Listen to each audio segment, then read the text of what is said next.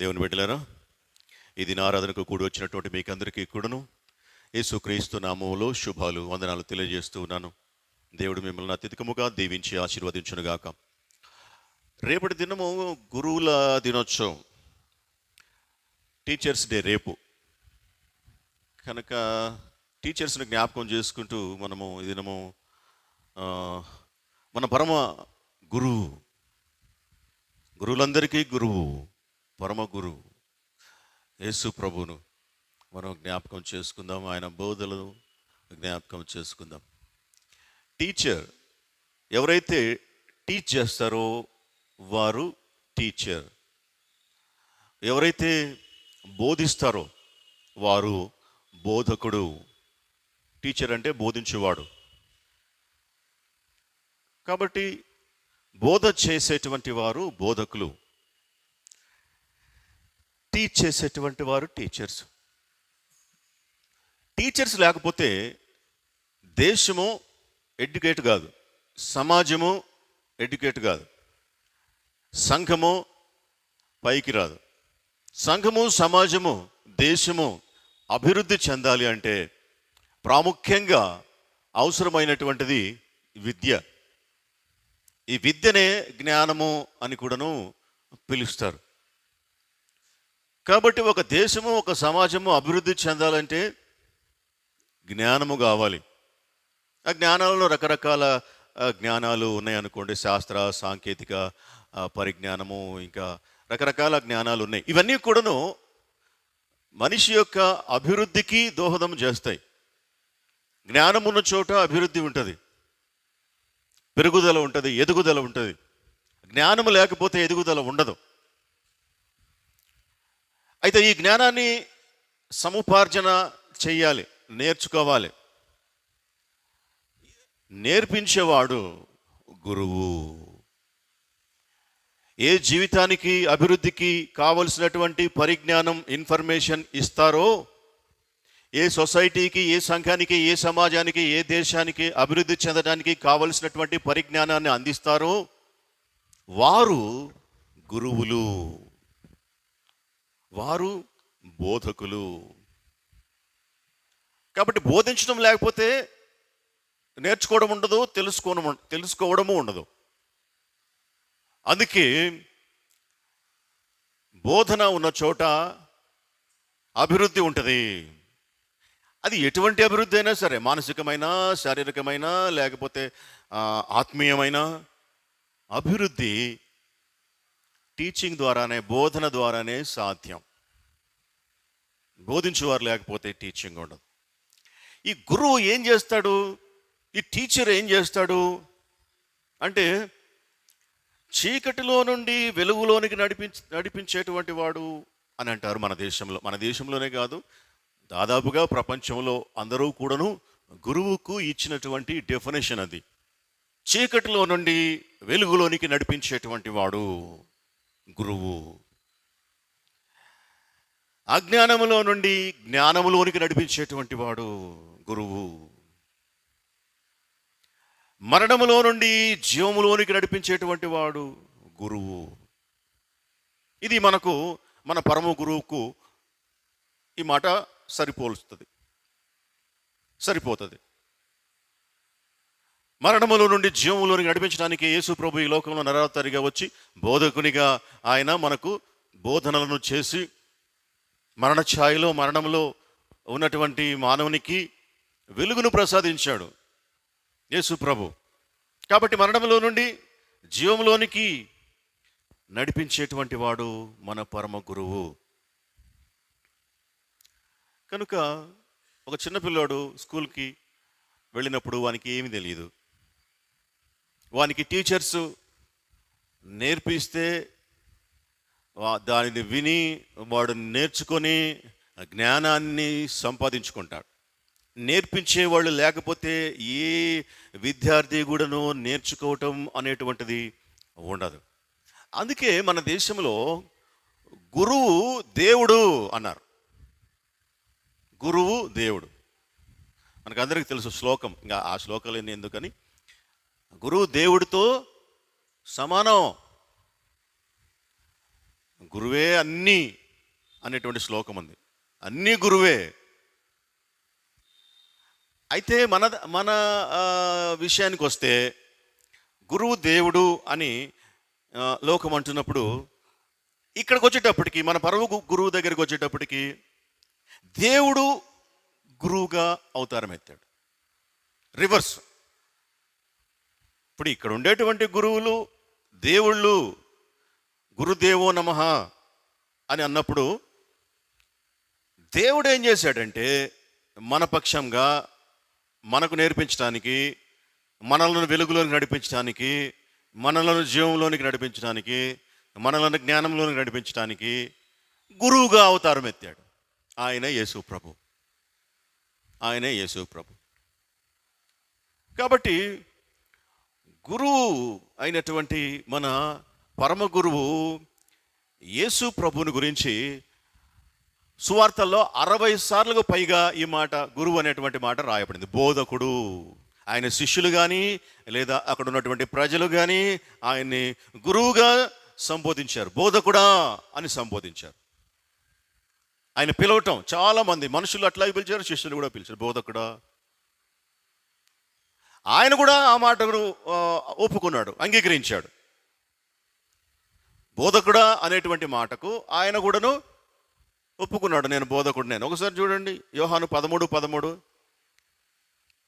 బోధకుడా అంటే ఆయన ఓకే నేను బోధకుడినే అన్నాడు. యోహాను 13:13.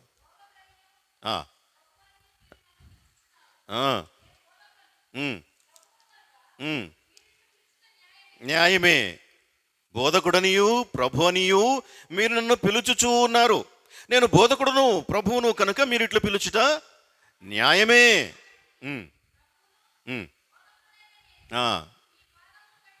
చాలు, ఆ కాంటెక్స్ట్ వేరైపోతుంది. కాబట్టి ఈయన ఇక్కడ ఏమంటున్నాడంటే యేసు ప్రభు ఆయన బోధకుడా అని పిలిచినప్పుడు, టీచర్ అని సంబోధించినప్పుడు ఆయన అవును నేను టీచర్నే అని ఒప్పుకున్నాడు.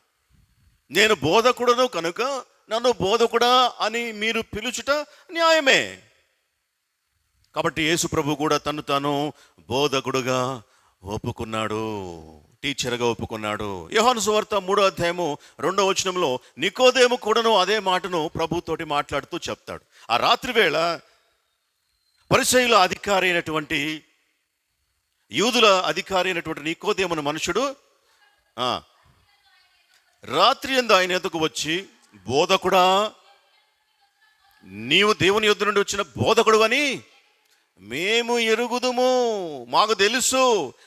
అంటే శిష్యులు ఆయన బోధకుడా అన్నారు, ప్రజలు ఆయనను బోధకుడా టీచర్ అన్నారు. ఆల్రెడీ టీచర్ అయినా నికోదేము. ఆల్రెడీ నికోదేము ఎవరు? టీచర్. 10వ వచనం చదవండి. యేసు ఏమన్నాడు? యేసు ఇట్లా నేను నీవు ఇశ్రాయేలుకు బోధకుడు అయ్యుండి వీటిని ఎరుగవా అన్నాడు. అంటే నికోదేము ఎవరు? బోధకుడు. ఆయన కూడా టీచరే. ఆయన కూడా టీచరే. ఒక టీచర్ మరొక టీచర్ దగ్గరికి వచ్చి, టీచర్ నీవు నాలాగా మనుషులు పంపినటువంటి టీచర్ కాదు, మనుషులు తయారు చేసినటువంటి టీచర్ కాదు. ఇప్పుడు మనం టీచర్స్ ఎట్లా అవుతాము? మనము మరొకరి చేత టీచింగ్ చేయబడి నేర్చుకొని టీచర్స్ అవుతాం. చదువుకొని ఆ తర్వాత టీచర్ ట్రైనింగ్ చేసి టీచర్స్ అవుతాం. అంటే ఒక టీచర్ ఇంకొక టీచర్ని తయారు చేస్తాడు. కానీ ఇక్కడ ఈ నికోదేము నేను టీచర్నే, నన్ను తయారు చేసిన వారు, నన్ను పంపించినటువంటి వారు మనుషులు. అయితే నీవు బోధకుడా, నీవు దేవుని యొద్ద నుండి వచ్చిన బోధకునివని మేము ఎరుగుదుము. ఇది నికోదేము యొక్క కన్ఫెషన్. యేసు ప్రభుని ఆయన టీచర్ అని పిలుస్తూ ఉన్నాడు. కాబట్టి యేసు ప్రభువు బోధించినటువంటి బోధలు మహా అంటే 3.5 సంవత్సరాలు చేసి ఉంటాడు, అంతే కదా. 30 సంవత్సరాలుగా ఆయన స్టార్ట్ చేసి బోధించటం, 33.5 సంవత్సరం వచ్చేటప్పటికి ఆయనను సిలువ వేసేశారు. ఆయన తిరిగి లేచి పరలోకానికి ఆరోహణమైపోయినాడు. కాబట్టి ఆయన చేసింది మొత్తం టీచింగ్ చేసింది ఎంత 3.5 సంవత్సరం.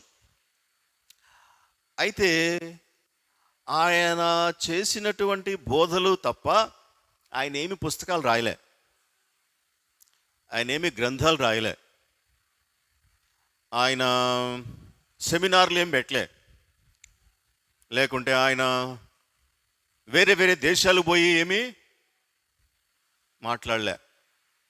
మొత్తం కూడాను ఒక పుస్తకంలో చదివాను, మొత్తం 90 కిలోమీటర్స్ రేడియస్లోనే ఆయన పరిచర్య చేశాడంట. మొత్తం 3.5 సంవత్సరం అక్కడ చుట్టుపక్కల యూదయ, గలిలయ, సమరయ ఆ చుట్టుపక్కల మాత్రమే ఆయన పరిచర్య చేశాడు. 3.5 సంవత్సరం ఆయన టీచింగ్ చేశాడు. ఇప్పుడు ప్రపంచ జనాభా 8 బిలియన్, అంటే 800 కోట్లు 2022కి. ఈ 800 కోట్లలో 300 కోట్లు అఫిషియల్గా క్రిస్టియన్స్ ఉన్నారు. ఇంకా అన్అఫిషియల్గా ఎంతమంది ఉన్నారో మనకు తెలియదు. అంటే ఎంత పర్ఫెక్ట్గా, ఎంత ఇంపాక్ట్ చూపిస్తే ఆయన బోధనలు ప్రపంచంలోనికి ఇట్లా ఈ విధంగా చొచ్చుకొని పోతాయి. ఆయన బోధించిన తర్వాత అనేక మంది బోధకులు వచ్చారు ఈ 2000 సంవత్సరాల్లో. అయితే ఈయన బోధనలు మనుషుల హృదయాలలోనికి వెళ్ళినంతగా మరి ఏ బోధనలలో పోలేదు అని ఇప్పుడు గణాంకాల లెక్కలు చూస్తే మనకు అర్థమవుతుంది. 300 కోట్లు ఈయన బోధలకు ప్రభావితమై ఇప్పుడు అధికారిక లెక్కల ప్రకారం ప్రపంచంలో ఉన్నారు. మరి ఎంతగా బోధించుంటాడు ఆయన? ఏం బోధించుంటాడు? అసలు ఎట్లా మనసులోనికి అవి ముద్రించబడ్డాయి? ఎందుకంటే బోధన అనేటువంటిది సత్యం. సత్య బోధన ఎప్పుడూ కూడాను హృదయాల్లోనికి వెళ్ళిపోయి స్థిరపడుతుంది. ఇప్పుడు సైన్స్ టీచర్ ఉన్నాడు అనుకోండి, ఉదాహరణకు సైన్స్ చెప్తాడు, టీచ్ చేస్తాడు. సైన్స్ అంటే ఏంది? సైన్స్ అంటే డెఫినేషన్ తెలుసునా?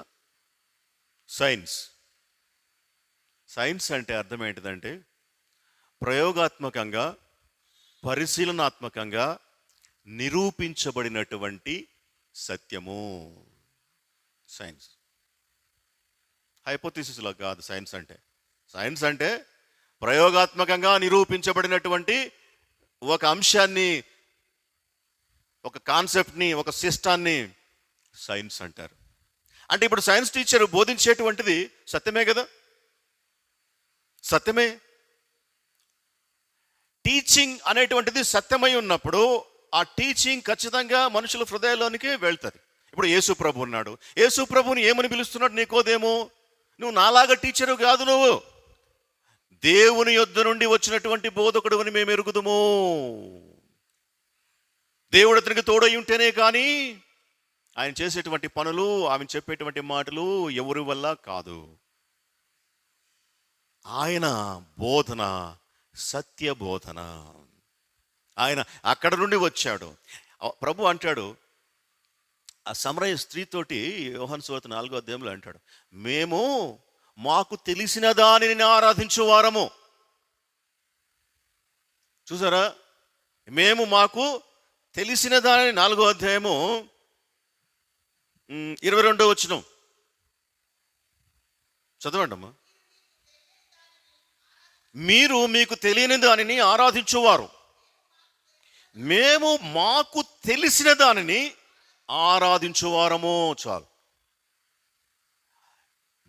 యేసు ప్రభు పైన నుండి వచ్చాడు, నా సొంతగా నేనేమీ చెప్పట్లేదు అన్నాడు. అన్నీ కూడాను పరలోకపు తండ్రి ఏమి చెప్పమంటాడో దానిని మాత్రమే నేను చెప్తా ఉన్నాను అంటాడు.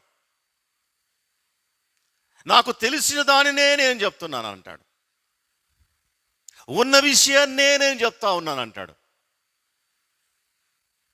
అందుకు ఆయన చెప్పేది సత్యం. ఆయన చెప్పేది సత్యమే కాదు, నాకు నేనే సత్యం అన్నాడు. నేనే సత్యం అన్నాడు. ఇంకా ఆయనే సత్యమైనప్పుడు ఇంకా ఆయన మాట కూడాను సత్యమే. ఆయన మాట రెండు ఒకటే కదా. నేను నా మాట రెండు ఒకటే, దేవుడు దేవుని మాట రెండు ఒకటే. అందుకే దేవుడు, దేవుని మాట రెండు ఒకటే కాబట్టి దేవుడైనటువంటి తండ్రి అయినటువంటి దేవుడు, ప్రభు అయినటువంటి యేసుక్రీస్తు ఇద్దరు ఒకడే. ఎందుకంటే ఆది యందు వాక్యము ఉండెను, వాక్యము దేవుని యొద్ద ఉండెను, ఆ వాక్యమే దేవుడై ఉండెను. అనగా దేవుని యొక్క వాక్యే దేవుడు అని క్లియర్గా మనకు అర్థమవుతుంది. దేవుడు సత్యమైనప్పుడు ఆయన వాక్యం సత్యం, ఆయన బోధ సత్యం. అందుకే అది సత్యం కాబట్టి, సత్యం ఎప్పుడూ కూడాను మనసులో స్థిరపరచబడుతుంది కాబట్టి, సత్యము మనుషుల హృదయాల్లో అంతగా చొచ్చుకొని పోయింది. అబద్ధం ఉండదు. అబద్ధం ఒకవేళ ఉంటే కొన్ని రోజులు ఉంటుందేమో కానీ ఎక్కువ కాలం అబద్ధము హృదయములో నిలబడదు. కాలంతో పాటు అబద్ధం మాసిపోతుంది. కాలంతో పాటు అబద్ధం కాలగర్భంలో కలిసిపోతుంది. అయితే సత్యం ఎప్పటికీ నిలిచి ఉంటుంది. సత్యమే నిలబడుతుంది. ఎందుకు చెప్పారు, ఎవరు చెప్పారు? అశోక చక్రవర్తికి మనకు తెలియదు కానీ సత్యమేవ జయతే అన్నాడు మహానుభావుడు. సత్యమేవ జయతే అనేటువంటిది అశోక చక్రం మీద రాస్తాడు. మరి అశోకుడు చెప్పాడా, మరి గాంధీ తాత బైబిల్ చదివి చెప్పాడో నాకు తెలియదు. గాంధీ సత్యమేవ జయతే అన్నాడు. అది ఖచ్చితంగా బైబిల్ ఆయన చదివాడు అని చెప్పేసి అనేక పుస్తకాల్లో ఉంది. సత్యమే జయించేటువంటిది, సత్యమే నిలబడేటువంటిది, సత్యమే స్థిరంగా ఉండేటువంటిది. దానిని బోధించేటువంటి వాడు గురువు, పరమ గురువు. చూడండి, మనము చెప్పేటువంటి విషయం అంటే బోధించేటువంటి విషయం సత్యమైనప్పుడు బోధన అనేటువంటిది అధికారపూర్వకంగా ఉండాలి. బోధించేది, చెప్పేది సత్యము అని నేను అనుభవపూర్వకముగా ఎరిగినప్పుడు ఆ బోధ ఎట్లా ఉండాలి అంటే, ఎట్లా ఉండాలి? అధికారపూర్వకంగా ఉండాలి. సింహము గర్జించినట్లుగా ఉండాలి. బైబిల్లో ఉంది ఆ మాట, నేనేం సొంతగా చెప్పడం లేదు. ఇప్పుడు నేను చెప్పేటువంటి విషయము నాకే అర్థముగాక లేదంటే నేనే సరిగా నమ్మక ఉంటే మరి ఆ డెలివరీ ఎట్టుంటుంది? చెప్పే విధానం కూడా అంతంత మాత్రంగానే ఉంటుంది. అవునమ్మ కాదు అన్నట్టుగా ఉంటుంది. అయితే నేను చెప్పేటువంటిది సత్యం అని చెప్పి నాకు రూఢిగా తెలిసినప్పుడు ఆ టీచింగ్ వేరే విధంగా ఉంటుంది. అందుకే యేసు ప్రభు ఆయన టీచ్ చేసినట్లుగా ఎవరు ఎన్నడూ చేయలేదు అని చెప్పేసి లేఖనంలో ఉంది. ఆయన బోధించినట్లుగా ఎవ్వడు ఎన్నడూ బోధించలేదు. ఎందుకని? వేరే వాళ్ళకి ఆయనకి తేడా ఏంది? ఎందుకంటే ఆయన ఇప్పుడే మనం చదివాం, మేము ఎరిగిన దానినే ఆరాధిస్తున్నాం, బోధిస్తున్నాం. తెలిసి ఉన్నదాన్ని చెప్పేటప్పుడు ఆ కాన్ఫిడెన్స్ లెవెల్సే వేరే విధంగా ఉంటాయి. తెలియని దాని గురించి ఏదో మసి చేసి మారడిగా చెప్పేటప్పుడు అది వేరేగా ఉంటుంది. తెలిసిపోద్ది, అది క్లియర్గా తెలిసిపోద్ది. సత్యబోధన యేసు ప్రభు ఎట్లా చేశాడు? సత్యబోధన యేసు ప్రభు ఆ కొండ మీద ప్రసంగము ముగిసిపోయిన తరువాత మత్తయి సువార్త 7వ అధ్యాయం 29 ఒకసారి చూడండి. మత్తయి సువార్త 7వ అధ్యాయం 28, 29 వచనాలు. యేసు ప్రభు ఆ మాటలు ముగించిన తర్వాత, అనగా చాలా పెద్ద ప్రసంగము ఆయన ఆ కొండ మీద కూర్చోబెట్టి చెప్పాడు. అప్పుడు ఆ బోధ అయిపోయిన తర్వాత 28 ఏమని చెప్పండి. ముగించినప్పుడు జనసమూహములు ఆయన బోధకు ఆశ్చర్యపడుచుండిరి. ఒకసారి కాసేపు యేసు ప్రభు బోధకు వారు ఆశ్చర్యపడ్డారు. ఏ స్టూడెంట్ అయితే టీచర్ చెప్పేటువంటి అంశాలకు ఆశ్చర్యపడతాడో ఆ స్టూడెంట్ బ్రైట్ స్టూడెంట్గా ఉంటాడు. ఇప్పుడు అర్థం కాలేదు సార్, అర్థం కాలేదంటే అర్థమైంది విషయం ఏమీ కూడా ఎక్కలేదు అర్థం. 2 సార్లు 3 సార్లు చెప్పు. కానీ ఏ సబ్జెక్ట్ అయినప్పటికీ కూడా నువ్వు టీచింగ్ చేసేటప్పుడు ఆ టీచింగ్కి వినేటువంటి వ్యక్తి లేదా స్టూడెంట్ ఆశ్చర్యానికి లోనైనప్పుడు ఆ చెప్పేటువంటి విషయాలు కూలంకషంగా అర్థమవుతున్నాయన్నమాట, అర్థమైనాయన్నమాట. ఆ చెప్పేటువంటి విషయంలో కూడాను బాగా స్టఫ్ ఉందన్నమాట. అందుకే వాళ్ళు ఆశ్చర్యపోతున్నారు. ఆశ్చర్యపడే విషయాలను చెప్పటం, ఆశ్చర్యపోవడం, ఈ 2 కూడా అక్కడ జరుగుతూ ఉన్నాయి. ఎందుకు? చెప్పేటువంటి వ్యక్తి ఎవరు?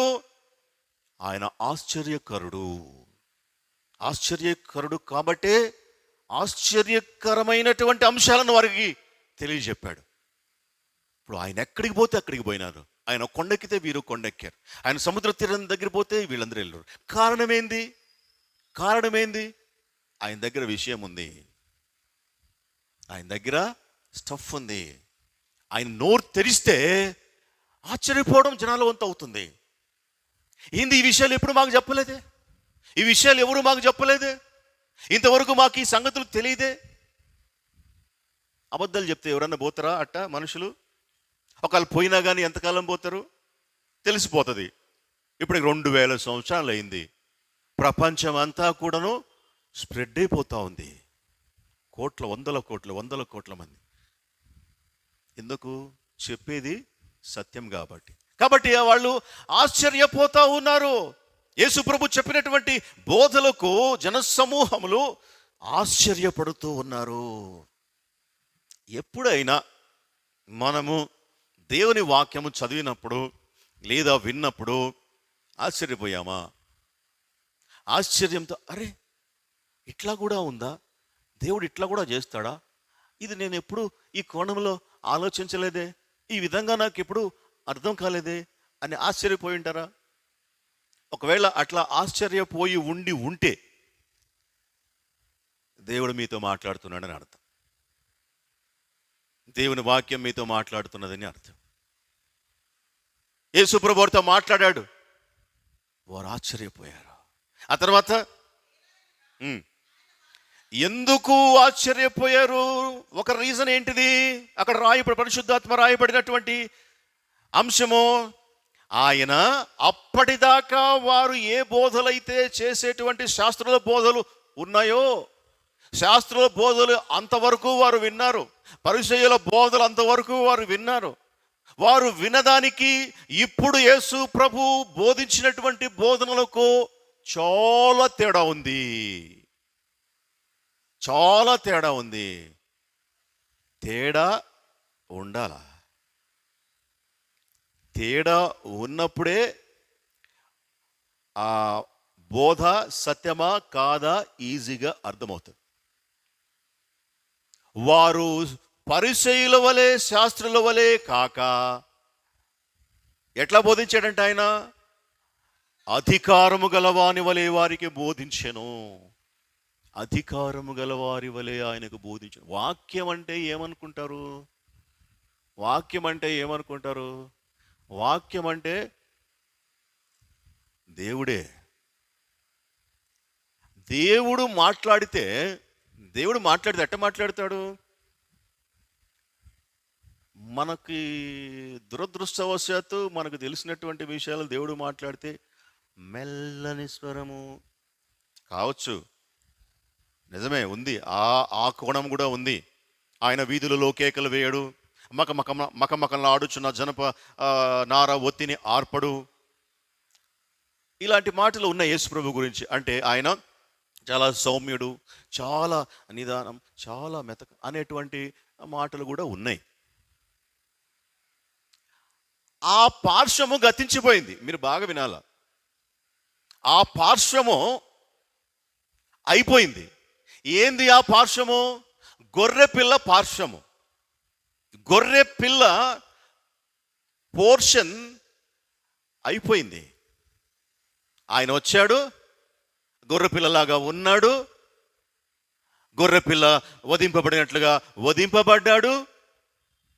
శిలువ మరణము చెందాడు, రక్షణను అందరికీ ఇచ్చాడు, లేచి మూడనాడు పరలోకానికి ఆరోహణమైపోయినాడు. దాని ద్వారా ఆయన యందు విశ్వసించిన వారికి అందరికీ రక్షణ సంప్రాప్తించింది. ఇప్పుడు మనం అందరము రక్షణ పొంది ఉన్న వారమే కదా. యేసు ప్రభునందు విశ్వసించినటువంటి వారము అందరము రక్షించబడినటువంటి వారమే ఇన్ జనరల్. ఇంకా లోపలికి పోయి లోపల ఎట్లుందో ఎవరి సంగతి దేవుడికి తెలుసు, దేవుడికి వాళ్ళకి తెలుసు. సంఘంలో చేర్చబడినటువంటి వాళ్ళు ఎవరు? సంఘంలోనికి వచ్చారు అంటే, సంఘంలో సభ్యత్వం ఉన్నదంటే, బ్యాప్టిజం తీసుకొని సంఘానికి వస్తున్నారంటే అర్థం ఏంటిది? రక్షించబడినటువంటి వారు. రక్షించబడినటువంటి వారు రక్షించబడినటువంటి వారు ఎట్లా రక్షించబడ్డారు? దేవుడు నా కొరకు గొర్రెపిల్లలాగా వచ్చి మరణించి తిరిగి లేచి నా పాపాలన్నీ కూడాను కడిగివేసి ఆయన రక్తంతోటి పరలోకానికి ఆరోహణమైపోయినాడు, తిరిగి వస్తాడు అని నమ్మబట్టే కదా రక్షించబడ్డాము. అయిపోయింది కదా. ఇప్పుడు దేవుడు మాట్లాడుతూ ఉంటాడు ఎప్పటిదాకా? మనం ఈ లోకం నుంచి వెళ్ళిపోయేదాకా దేవుడు మనతోటి కన్వర్జేషన్ చేస్తూ ఉంటాడు. ఎప్పటిదాకా? ఆయన మళ్ళీ తిరిగి వచ్చేదాకా మానవ జాతితోటి. ఇంకా గొర్రెపిల్లలాగా వచ్చి చెవులో గుసగుసలాడుతా అనుకుంటున్నారా? ఇంకా గొర్రెపిల్లలాగానే ఉండి ఆయన బలహీనంగా తన యొక్క శక్తిని అంతటిని తీసివేసి రిక్తునిగా ఈ లోకంలోనికి వచ్చాడు అని లేఖనంలో ఉంది. ఇంకా అట్లాగనే ఉండి అట్లాగే మాట్లాడతాడు అనుకుంటున్నారా? అట్లా రాబట్టే కదా రక్షణ వచ్చింది. అట్లా రాబట్టే కదా రక్షణ పొందుకున్నది. రక్షించబడ్డాం. రక్షణ పొందుకున్న తర్వాత కూడా ఇంకా నాకు ఆ గొర్రె పిల్ల, ఆ మెల్లని స్వరం కావాలి.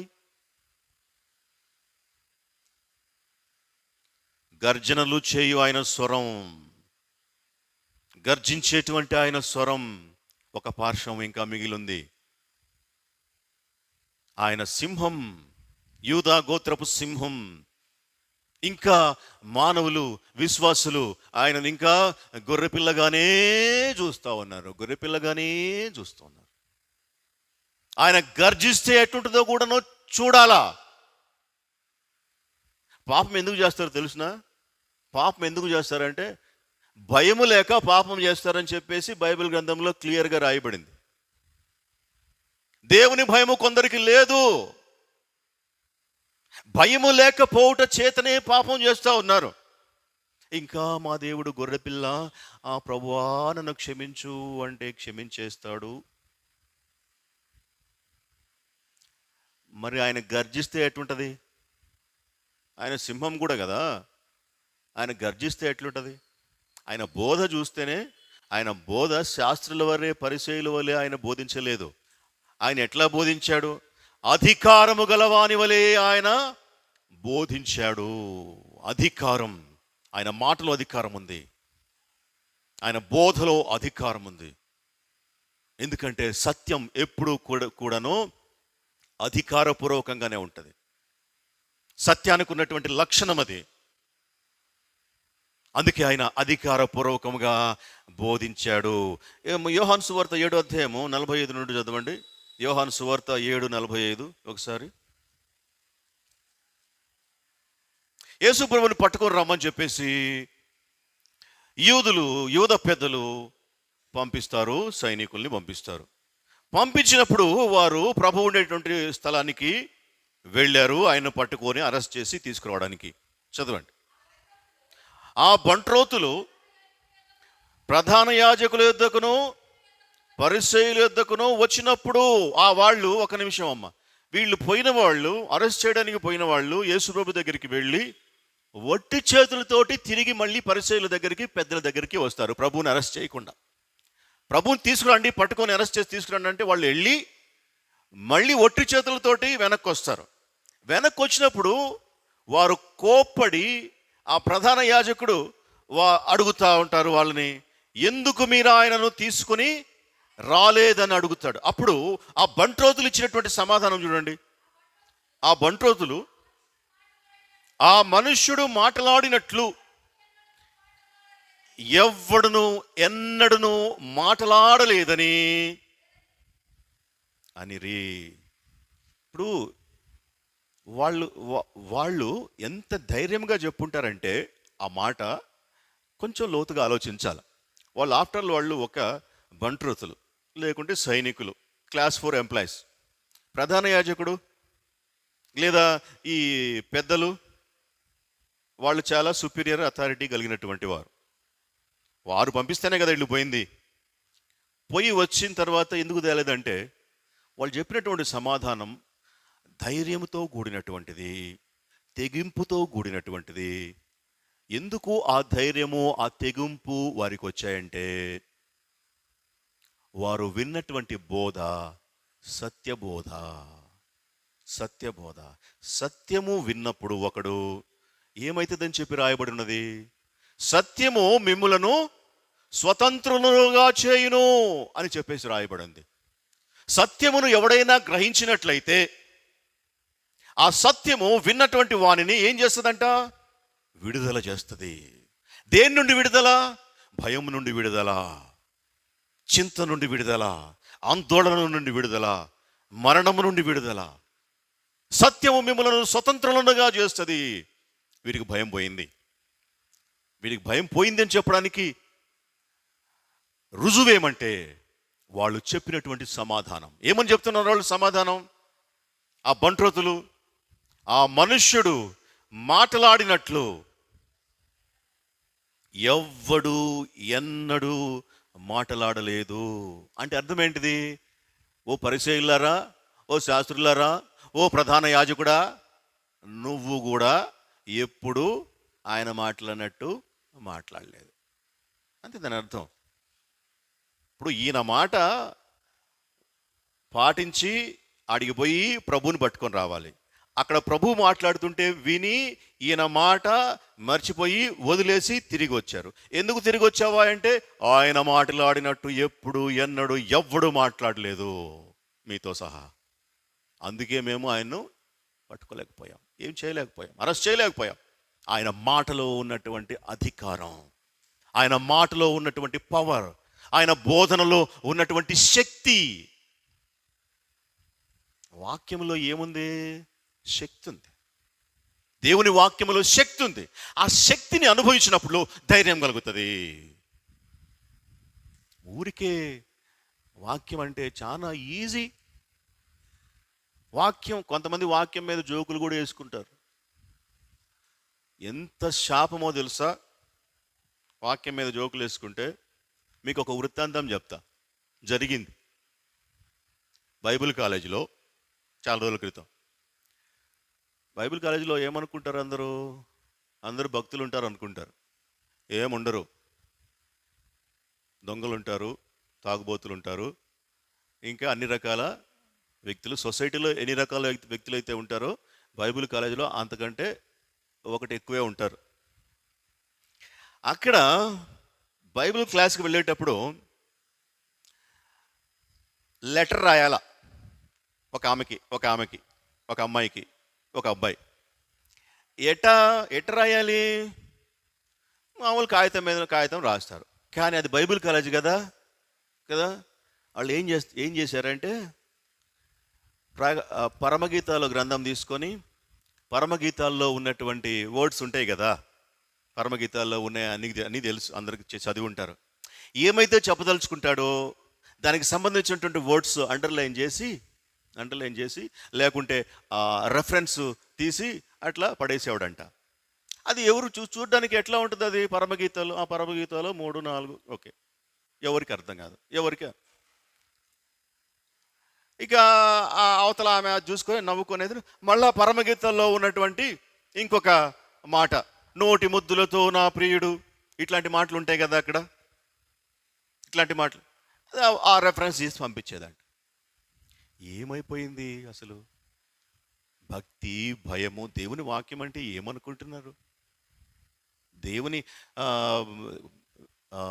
వాక్యాన్ని ప్రకటించడానికి తర్ఫీదు తీసుకుంటూ చేసేటువంటి పని. ఏమైపోయినా తెలిసిన వాళ్ళు ఆ తర్వాత బహుఘోరమైనటువంటి బంధకాల్లో ఆమె అయితే సూసైడ్ చేసుకొని చనిపోయింది అని విన్నా తర్వాత. ఆయనైతే దేశదిమ్మరి, అంటే పాస్టర్ అనేటువంటి పేరు మాత్రం ఉన్నది కానీ నీవు ముద్రుడివే అని అంటాడు కదా సంఘంతో ప్రకటన గ్రంథంలో. జీవించున్నావన్న పేరు మాత్రం నీకు, లైఫ్ అంతా రూయిన్ అయిపోయింది. చెత్త చెత్త చెత్త జీవితం అంతా కూడాను కుళ్ళిపోయినటువంటి జీవితం అయిపోయింది. దేవుని వాక్యంతో ఆటలాడతారా? దేవుని వాక్యం అంటే తమాషానా? దేవుని వాక్యం అంటే జోకులా? సత్యం అది, సత్యం, రెండంచులు వాడగలిగినటువంటి సత్యం అది. నరికి పడేస్తుంది ఈ పక్క వాళ్ళని ఆ పక్క వాళ్ళని, చెప్పేటువంటి నన్ను, వినేటువంటి మిమ్మల్ని. ప్రతి ఒక్కరికి అది ఖడ్గం. దాన్ని బోధించేటప్పుడు ఎట్లా బోధించాలా? దాని శక్తి తెలుసుకొని బోధిస్తే దాని యొక్క ఇంపాక్ట్ వేరే విధంగా ఉంటుంది. అందుకే వారికి అంత ధైర్యం వచ్చింది ఆ మాటలు విని. అందుకే ఏమంటున్నారు వాళ్ళు, మీరు కూడా బోధించలేదయ్యా స్వామి, అందుకే మీ మాట వినలేదు, మీ మాటను మేము జవదాట్యాం, నువ్వు పట్టుకొని రమ్మన్నావు, మేము పట్టుకొని రాలే. కారణం ఏంటంటే ఆ మాటలే. ఆయన మాటలకు ఉన్నటువంటి పవర్ మీ మాటలకు లేదు, అందుకే మీ మాటలను మేము వినడం లేదు. అంతే కదా దాని అర్థం. వీళ్ళ మాటలను మీరేరు ఆయన అరెస్ట్ చేయకుండా తీసుకొచ్చారు. కారణం ఏంటంటే ఆ మాటలు అట్లా ఉన్నాయి. మరి మా మాటలు, మరి మేము చెప్పాం కదా పోయి అరెస్ట్ చేసుకుని తీసుకురమ్మని, నువ్వు మా మాటలు ఎందుకు వినడం లేదు? మీ మాటలు ఆయన మాటలలాగా లేవు. మీ మాటలు చెత్త మాటలు, ఆయన మాటలు అధికారము గలవాని వలె. ఆ మనుషుడు మాట్లాడినట్లు ఎన్నడను ఎప్పుడును ఎవడును మీతో సహా ఎవడు మాట్లాడలేదు. అది మన బోధకుని యొక్క గొప్పతనం. ఆయన ఎక్కడ ఏ స్కూల్లో చదవలేదు, ఆయన ఎక్కడ కూడా ఏ ఇన్స్టిట్యూట్ స్థాపించలేదు. కానీ ఆయన బోధ ఎట్లొచ్చింది ఆ పవర్? ఒకవేళ మీరు అనుకుంటారేమో బైబిల్ కాలేజీలో చదువుకుంటే ఆ పవర్ వస్తుంది అనుకుంటారేమో. For your kind information, Bible కాలేజీలో చదువుకుంటే సర్టిఫికేట్ వస్తుంది, పవర్ రాదు. పవర్ కావాలి అంటే దేవుని సన్నిధిలో అడగాలి. ఆయన అన్నాడు కదా, అడుగుడి మీకు ఇవ్వబడును, అడుగు ప్రతివాడు పొందుకును, అడుగు ప్రతివానికి నీ పరిశుద్ధాత్మను దేవుడు ధారాళంగా అనుగ్రహించును. దేవుని వాక్యం అంటే ఏంటిది? దేవుని మాటలు, దేవుని మనసులో ఉన్నటువంటి మాటలు. మనుషుని ఆత్మలో, మనుషుని హృదయంలో ఉన్నటువంటి మాటలు మనుషునికే తెలుస్తాయి. నా మనసులో మాటలు నాకే తెలుస్తాయి, నీకు తెలియదు. దేవుని మాటలు దేవునికే తెలుస్తాయి, మనకంటే తెలుస్తాయి.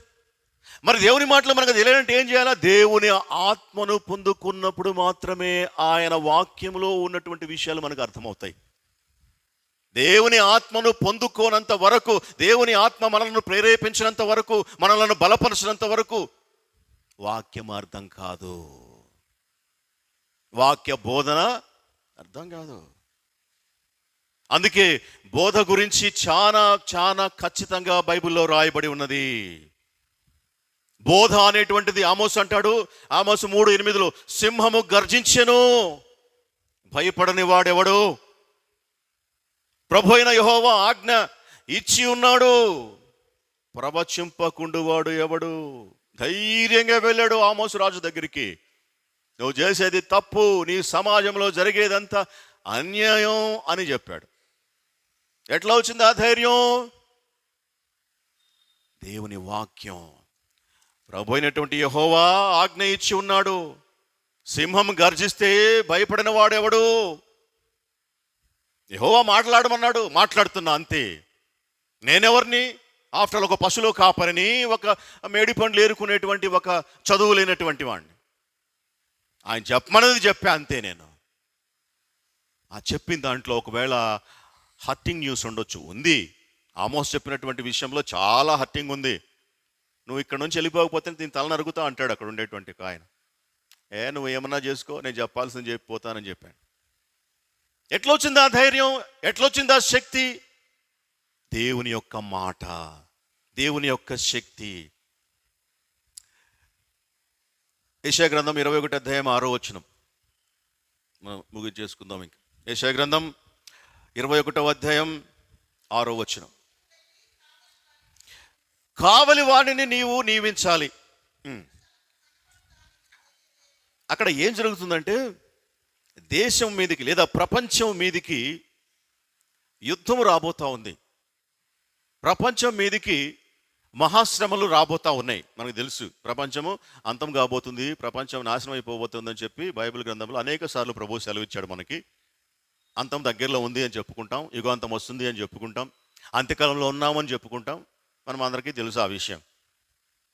ఇప్పుడు దేవుడు ఏమంటున్నాడంటే అప్పుడు యెషయాతోటి, నువ్వు వెళ్ళి రేపు ఫ్యూచర్లో జరిగేటువంటి విషయాలను తెలియజెప్పటానికి నువ్వు ఒక కావలివాణిని నియమింపు. కావలివాణిని నియమింపు అంటే ఆ దినాల్లో కోట గోడలు ఉంటాయి సిటీస్ చుట్టూ. ఆ కోటల పైన, ఆ పైన బురుజుల పైన కావలి వాళ్ళు నిలబడి పహారా కాస్తూ ఉంటారు. అది సిస్టమ్. కాబట్టి నీవు ఒక కావలివాణిని నియమించాలి. చదువమ్మా. అతడు తనకు కనబడు దానిని తెలియజేయవలెను. ఏం చేయాలా? కావలివాడు ఏం చేయాలా? తనకు కనపడు దానిని తెలియజేయాలా. కావలివాడు ఎవరు? కావలివాడు ఎవరు?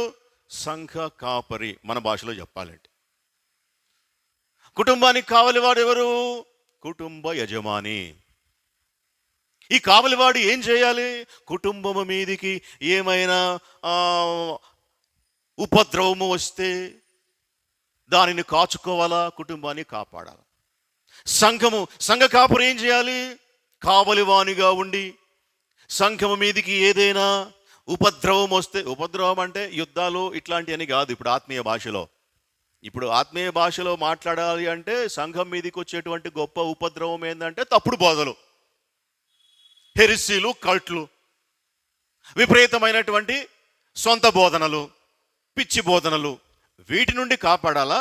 ఆ తర్వాత ఇంకా నియర్ ఫ్యూచర్లో లోకం మీదకి రాబోయేటువంటి మహాశ్రమల గురించి సంఘాన్ని హెచ్చరించాలా, ఆత్మీయంగా స్థిరపరచాలా. ఇది కావలివాని యొక్క విధి. చదవండి. కావలివాడిని నియమిస్తే అతడు తనకు కనబడు దానిని తెలియజేయాలి. అతడు పహారా కాస్తూ చూస్తూ ఉండగా అతడు తనకి ఏం కనబడింది? జతలు జతలుగా వచ్చు రౌతులు, వరుసగా వచ్చు గాడిదలను, వరుసగా వచ్చు ఒంటెలను అతనికి కనబడగా అతడు బహు జాగ్రత్తగా చెవియొగ్గి నిదానించి చూచును. అతడు బహు జాగ్రత్తగా నిదానించి చెవియొగ్గి వింటాడు, నిదానించి చూస్తాడు. ఏమి వస్తూ ఉంది దూరము నుండి? నా సంఘము మీదికి, నా ప్రజల మీదికి, నా సమాజము మీదికి, నా ఇంటి మీదికి దూరము నుండి వచ్చేటువంటి అపాయం ఏంది అని చెప్పి తీక్షణంగా చూసి గుర్తుపట్టి దానిని వివరించాలి. యజమానులు కుటుంబాలలో ఏదైనా విషయం చెప్తే హాస్యాస్పదం, నవ్వులాట పిల్లలకి కానీ తల్లికి కానీ, లేదా తల్లి చెప్తే హాస్యాస్పదం, నవ్వులాట తండ్రికి పిల్లలకు. దౌర్భాగ్యం ఇది, దౌర్భాగ్యం. మాట వినకపోతే నష్టం. మాట వినాలా. వినకపోతే, మనకు సామెత ఉంది కదా, వినకపోతే చెడంగా చూడండి ఏమంటారు కదా. చెప్పిన మాట వినకపోతే చెడంగా చూడాలి. చెప్పిన మాట వినకపోతే చెడిపోతారు. ఈయనకు కనబడింది, ఈయనకు వినబడింది, బహుజాగ్రత్తగా చూసి హెచ్చరిస్తూ ఉన్నాడు. కుటుంబ యజమాని హెచ్చరించినప్పుడు కుటుంబంలో ఉండేవాళ్ళు వినాల. వింటే ఆశీర్వాదం, వింటే నెమ్మది, వింటే సంతోషం, వింటే సమాధానం. ఏమైంది చెప్పేది, ఏమైంది చెప్పేది, ఏం తెలుసు ఈయనకి. పిల్లలు కొంచెం పెద్దోళ్ళు అయితే తల్లిదండ్రులని పెద్దగా పట్టించుకోరు. అంటే వాళ్ళు చాలా అవుట్డేటెడ్. ఈయనకి ఎప్పుడు చాదస్తం ఇట్లా చెప్తాడు, ఈమె ఎప్పుడు అట్లా చాదస్తం అట్లా చెప్తుంది. మా ఆయన ఏంది లేదు, ఎప్పుడు చాదస్తం. చాలామంది కుటుంబాలు జరిగాయి. కావలి వాని మాట వినకపోతే నష్టం, శ్రమ, దుఃఖం. బైబిల్ చెప్పేటువంటి మాట. కావలివాడు, నా అన్నకు నేను కావలివానినా అన్నాడు. ఎవరు? సార్, నా తమ్మునికి నేను కావలివానినా అన్నాడు. ఎవరు? కయ్యను. అన్నాడు దేవునితోటైనా డైరెక్ట్గా. నీ తమ్ముడు ఎక్కడా? కయ్యను అంటే, నా తమ్ముడు అడుగుతున్నావు, నేను కావలివాన్యా? ఆయన బాధ్యత మర్చిపోయి తమ్ముడిని చంపేసి పైగా తిరిగి మాట్లాడు. కావలివాడివే. కావలివాడివే. కుటుంబానికి కుటుంబ యజమాని కావలివాడు. కంచె చేను వేస్తే ఇంకేముంది? కావలివాడే సరిగ్గా లేకపోతే ఆ కుటుంబం ఉంటుందా? కావలివాడు తనకు కనబడు దానిని, తనకు వినబడు దానిని తెలియజెప్పాలి. ఫస్ట్ టీచర్స్ ఎవరు ఇంట్లో పిల్లలకి? పేరెంట్స్. తల్లిదండ్రులే టీచర్స్ పిల్లలకి మొదట. ఆ తర్వాత స్కూల్ టీచర్స్, ఆ తర్వాత చర్చిలో టీచర్స్, ఆ తర్వాత ఇంకే టీచర్ అయినా. టీచర్ చెప్పినటువంటిది బోధ వినాలా, ఆలకించాలా? నువ్వేం చెప్తావా? నీకేం తెలుసు? తెలిసిందే చెప్తున్నాం. ఇక్కడ ఏమైతే తెలుసో అది మాత్రం చెప్తున్నాం. ఇక్కడ ఏమైతే చూశాడో అది మాత్రం చెప్తున్నాడు ఈ కావలివాడు. లేనిపోని చెప్పట్లా. తనకి ఏం కనబడిందో చెప్తున్నాడు, తనకి ఏం వినబడిందో చెప్తున్నాడు. ఆయన పని అదే, అంతే. నీకేం తెలుసాయి అన్నాం అనుకో మనం, అంటే లోపల ఉండేవాళ్ళు, నీకేం తెలుసు, ఊరుకు నిద్రబాని ఊరికి అరుస్తా ఉన్నావు కోట బురుజు మీద చేరి అంటే ఎట్లుంటుంది? ఎవరికి నష్టం? ఏమంటున్నాడు ఇక్కడ? సింహము గర్జించినట్లు కేకలు వేసి మరి చెప్తా ఉన్నాడంట.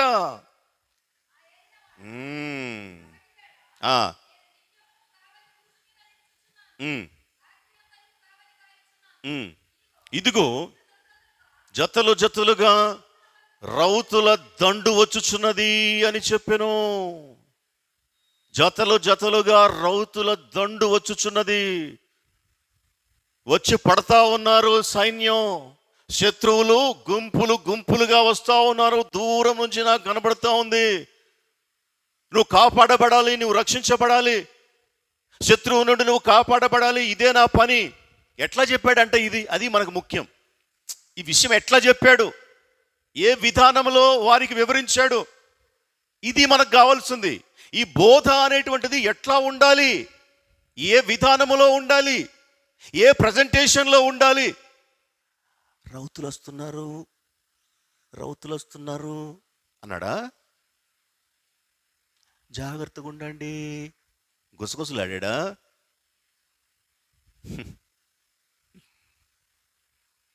చాలా సింహము గర్జించినట్లుగా గర్జించాడంట. గొంతు పగిలిపోయేటట్లుగా అరిచాడంట. ఏం అవసరం ఆయనకి? అది బోధ. బోధ అంటే అట్లుండాలా? బోధ అంటే దాని కొరకే నియమింపబడినటువంటి వారు అది చేస్తారు. ఒకవేళ వ్యతిరేకత వచ్చినా రావచ్చు, అవమానం వచ్చినా రావచ్చు, ఏమొచ్చినా కానీ దేని కొరకు నియమింపబడ్డాడో ఒక బోధకుడు, ఒక కాపరి, ఒక టీచర్ తన పని తాను చేస్తాడు. సింహము గర్జించింది. అందుకే ఆ బంట్రోతులు భయపడి వెనక్కి తగ్గి ఆయన ఏమనకుండా వెళ్ళిపోయారు. మనం చదువుకున్నటువంటి వాక్య భాగంలో మత్తయి సువార్త 28వ అధ్యాయంలో మనం దాన్ని పెద్దగా పట్టించుకునేదంతా ముందే ఉంటుంది. అంతవరకే మనంతా సగమే.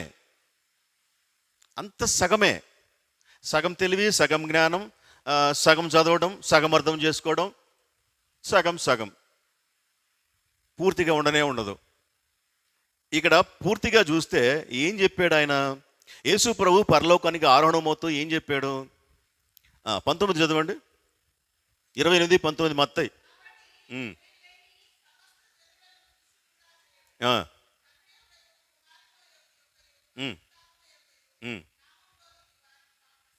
ఇంతవరకే చూస్తాం. ఇదే పట్టుకుంటాం. చీఫ్ కమాండ్మెంట్ అంటాం. దాని మీద సెమినార్లు పెడతాం. దాని మీద ఇంకా మిషన్ వర్క్ అంటాం. మంచిది కాదని చెప్పట్లా, అవన్నీ కరెక్టే. కానీ సగం వరకే ఆగిపోతాం. ప్రభు ఏం చెప్పాడు? ఓకే, మీరు సర్వ సృష్టికి సువార్తను ప్రకటించాలి, నా శిష్యులుగా చేయాలి చెప్పాడు. ఆ తర్వాత బాప్తిసం, పరిశుద్ధాత్మ నామంలో బాప్తిసం ఇవ్వమని చెప్పాడు. ఆ తర్వాత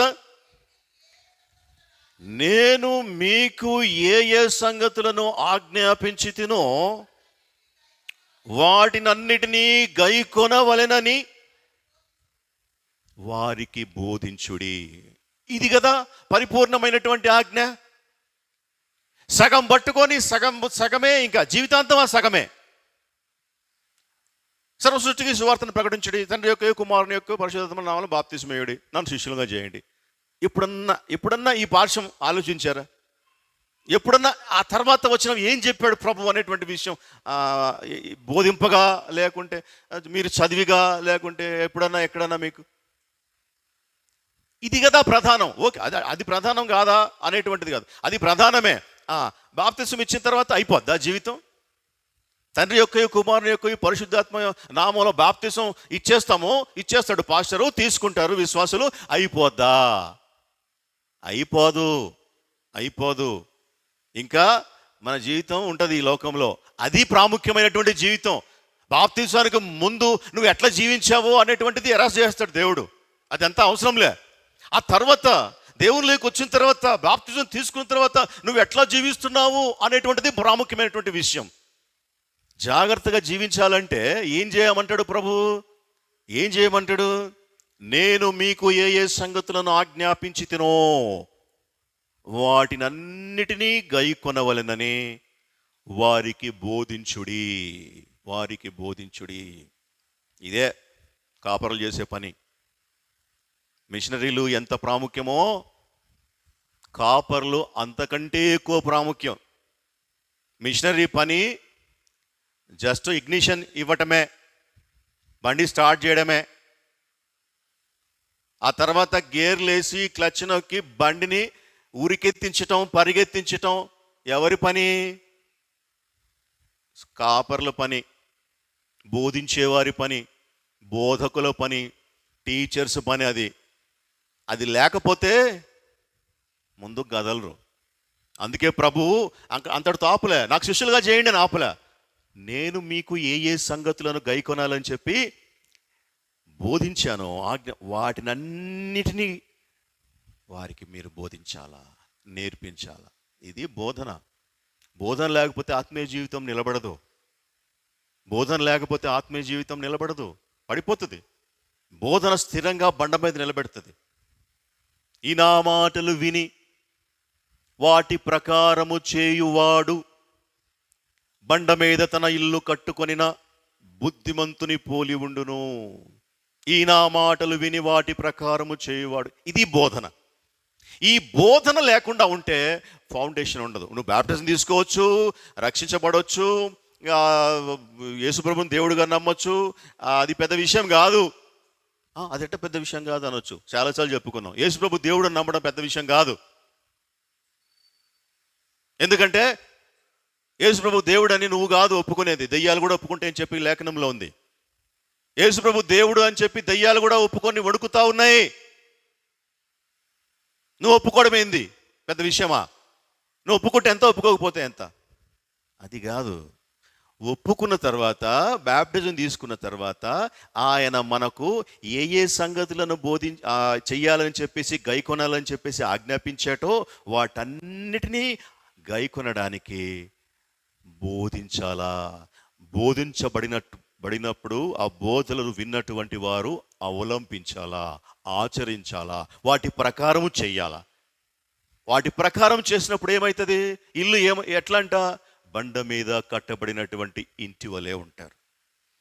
ఆ బోధలు వినకుండా ఉంటే, ఆ బోధనలను ఈ చెవిలో విని ఆ చెవిలో వదిలిపెట్టేస్తే, ఈ నా మాటలు విని వాటి ప్రకారము చేయని ప్రతివాడును ఇసుక మీద తన ఇల్లు కట్టుకొనినా బుద్ధిహీనుని పోలి ఉండును. బుద్ధిహీనత గురించి మనం చాలాసార్లు చెప్పుకున్నాం. బుద్ధిహీనత మరణానికి నడిపిస్తుంది.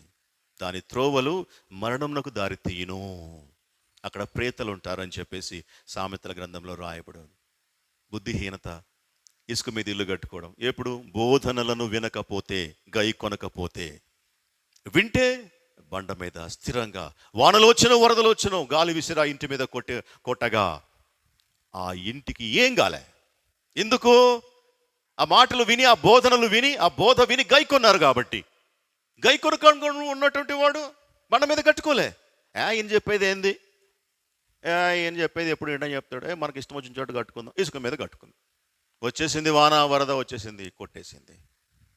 ఆ ఇల్లు పాటు గొప్పది అంటే కొట్టేసరికి అక్కడ ఆనవాళ్ళు లేకుండా ఇల్లు వెళ్ళిపోయింది.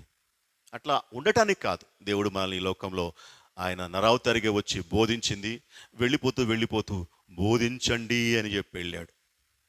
బాప్తిసం తీసుకోవడం ఒక ఎత్తు, తీసుకున్న తర్వాత బోధనలను విని వాటిని గైకొనడం మరొక ఎత్తు. ఆ పరమ గురువు మనకిచ్చినటువంటి చీఫ్ కమాండ్మెంట్ అది. మొదటిది, రెండవది. 2 అంశాలు ఉన్నాయి ఆ కమాండ్మెంట్లో. రెండిటి కూడా ప్రాముఖ్యమైనటువంటివి. మొదటిది ఆల్రెడీ మనం చేసేసాం. మొదటిది ఆల్రెడీ మనకు అయిపోయింది. బాప్టిజం తీసుకున్నాం తండ్రి కుమార పరిశుద్ధాత్మ నామంలో. మనం అందరం కూడా దేవుని ప్రభు శిష్యులుగా పరిగణించబడుతూ ఉన్నాం సంఘంలో చేర్చబడిన తర్వాత. అయితే ఇప్పుడు మనం ఇక్కడ లోపల కూర్చొని చేయవలసిన పని ఏంటంటే ఆయన బోధనలను గైకోవడం. గైకొంటూ బండ మీద మన ఇల్లు కట్టబడడానికి వానలు వరదలు వచ్చినప్పుడు కొట్టుకోకుండా ఉండి దేవుని పరిశుద్ధ నామానికి మహిమకరంగా సాక్ష్యము కలిగి చివరిదాకా మరణ వరకు నమ్మకంగా ఉండి నేను జీవ కిరీటం ఇచ్చేదని చెప్పి వాగ్దానం చేసినటువంటి ప్రభు మనల్ని ఆ విధంగా స్థిరపరచి బలపరచునుగాక. ఆమేన్. ప్రార్థన చేసుకుందాం.